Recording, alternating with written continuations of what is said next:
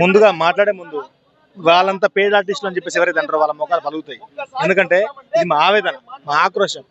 మీరు చూస్తా ఉన్నారు, అందరు కూడా నిరుద్యోగులు ఇప్పటిదాకా ఎవరు కూడా రోడ్ ఎక్కలేదు.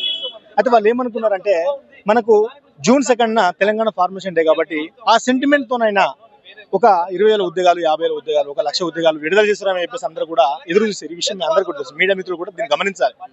అయితే అప్పటిదాకా చూద్దాం, మరి ముఖ్యమంత్రి గారు నిజంగా తెలివి తక్కువ అని చెప్పేసి తెలుసు ఎట్లాగూ.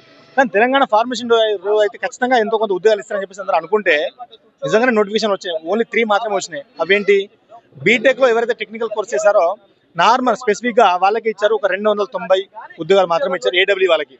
కానీ ఒక జనరల్ నోటిఫికేషన్ రాలేదు. సో కాబట్టి మేము అందరం ఇలా సభ పెట్టడానికి ముఖ్య ఉద్దేశం అదే బ్రదర్.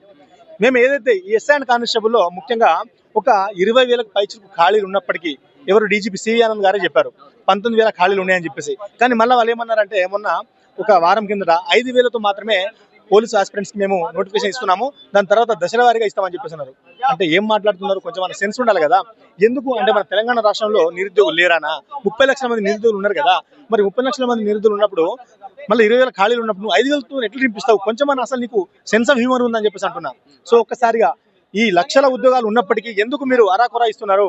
సో మనం తెలంగాణలో ఈ కాంగ్రెస్ పార్టీ ఏ నిర్ణయం మీద ఏర్పడుతుందో మీకు తెలియదా? స్వయంగా ముఖ్యమంత్రి గారు అన్నారు ఏమని, నిరుద్యోగుల వల్లనే నేను ఇవాళ సీఎం అయినా, ఇవాళ ఈ కాంగ్రెస్ పార్టీ అవతరించిందని చెప్పేసి తన నోటితో అనడం జరిగింది.